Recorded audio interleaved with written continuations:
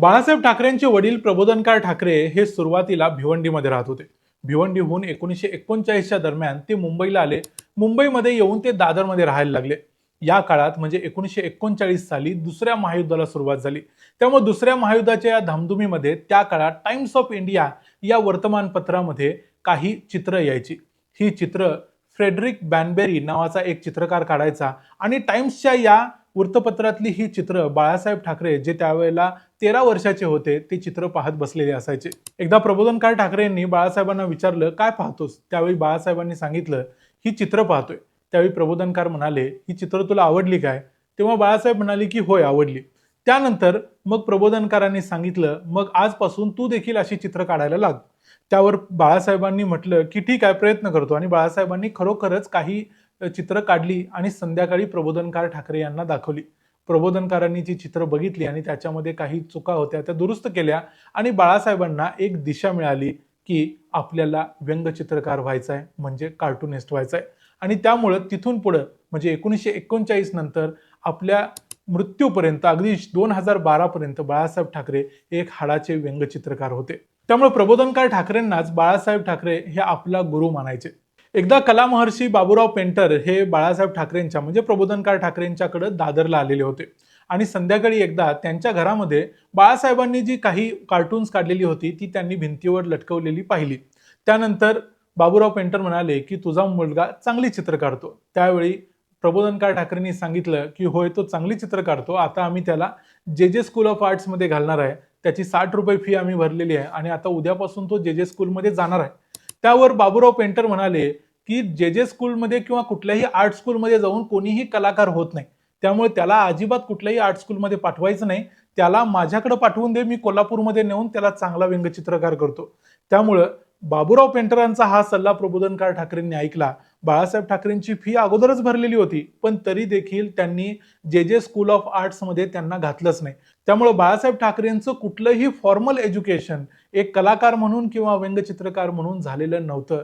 त्यांनी त्या दिवसापासून कधीही म्हणजे एकही दिवस ते जे स्कूलमध्ये गेले नाहीत. त्यामुळे बाळासाहेब ठाकरे मिश्किलीनं असं म्हणतात की माझे 60 रुपये गेले पण माझा हात वाचला. बाळासाहेब ठाकरे हे दुसऱ्यांची चित्र पाहून पाहून चित्रकला शिकले किंवा व्यंगचित्रकला शिकले.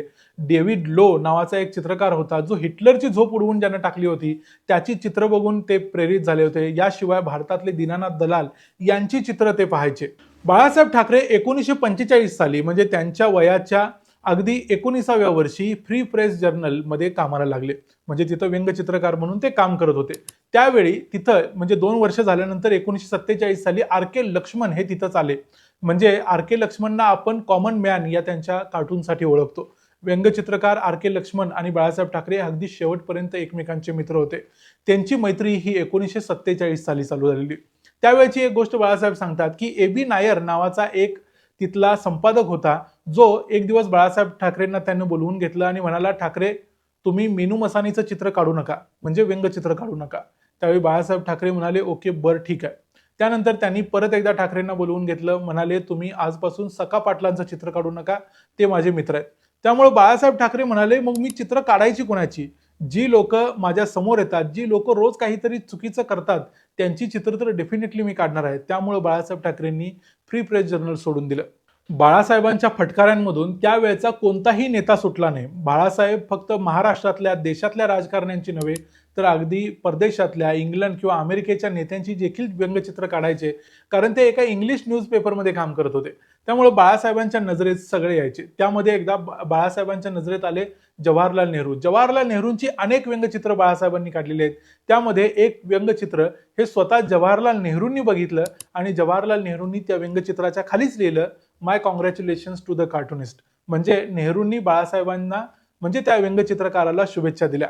त्यावेळी कदाचित नेहरूंना माहिती देखील नसेल की हाच व्यंगचित्रकार उद्या जाऊन आपल्या नातवंडांची परतवंडांची अक्षरशः झोप उडवून टाकणार आहे. पण अशाच गोष्टींना आपण काळाचा महिमा म्हणतो. म्हणजे जेव्हा काळ पुढे सरकतो तेव्हाच त्या समोर येतात. काही झालं तरी बाळासाहेब ठाकरे हे कट्टर मराठी होते आणि भलेही त्यांनी अजून शिवसेना वगैरे काही स्थापन केली नव्हती, पण संयुक्त महाराष्ट्राच्या लढ्यात ते कार्टूनिस्ट म्हणून ऍक्टिव्ह होते.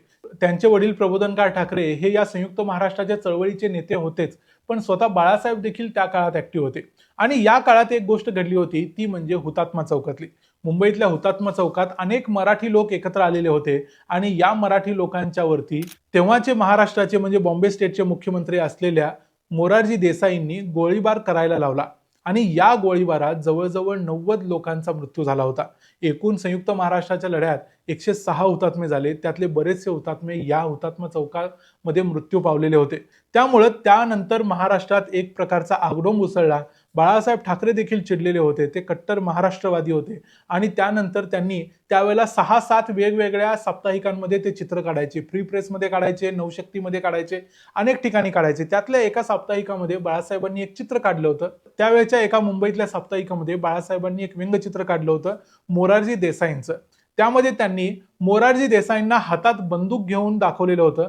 मोरारजी देसाई मानवी कवट्यांच्या एका मनोऱ्यावर उभे आहेत असं या व्यंगचित्रामध्ये दाखवलेलं होतं.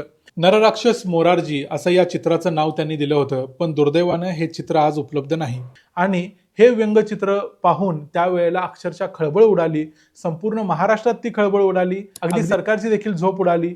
मोरारजी देसाईंच्या शासनानं बाळासाहेब ठाकरेंच्या अटकेचे वॉरंट काढले, पण त्यावेळेला बाळासाहेब ठाकरे कुणालाही सापडले नाहीत. त्या काळात ते भूमिगत झाले आणि नंतर जेव्हा हे प्रकरण थंड झालं त्यानंतर ते पुन्हा वरती आले. अशा व्यंगचित्रकार बाळासाहेब ठाकरेंच्या आयुष्यातल्या अनेक आठवणी आहेत. आपण बाळासाहेब ठाकरेंना एक नेता म्हणून बघितलंय, एक राजकारणी म्हणून बघितलंय, पण बाळासाहेब ठाकरे एक अशा प्रकारचे हाडाचे व्यंगचित्रकार होते. शंकर्स वीकलीमध्ये देखील स्वतः शंकरनं बाळासाहेब ठाकरेंना व्यंगचित्र काढायला लावलेली होती. पण त्यांची व्यंगचित्र अगदी नेहरूंना अडचणीची ठरतील हे लक्षात आल्यानंतर त्यांच्याच स्टाफनं बाळासाहेब ठाकरेंना थांबवलं आणि म्हटलं की तुम्ही आमच्याकडे चित्र न काढलेलीच बरी. कारण बाळासाहेब ठाकरेंचे फटकारे हे कुणालाही न सोसणारे होते. ते अगदी शेवटपर्यंत त्यांची भाषाही तशीच होती, त्यांचं लिहिणंही तसंच होतं आणि त्यांची व्यंगचित्रही तशीच होती. त्यांच्या सर्व गोष्टींना एक धार होती आणि ती त्यांनी शेवटपर्यंत टिकवलेली होती. आज बाळासाहेब ठाकरेंची 100वी जयंती आहे.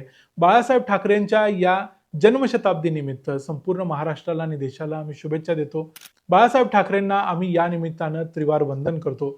व्यंगचित्रकार बाळासाहेब ठाकरेंच्या या आठवणी, व्यंगचित्रकार बाळासाहेब ठाकरेंचे हे किस्से तुम्हाला कसे वाटले ते आम्हाला कमेंट्समध्ये सांगायला विसरू नका. व्हिडिओ आवडला असेल तर व्हिडिओला लाईक करा, चॅनलला सबस्क्राईब करा. पुन्हा भेटू पुढच्या व्हिडिओमध्ये. तोपर्यंत पाहत रहा द मराठी बाणा. जय हिंद, जय महाराष्ट्र.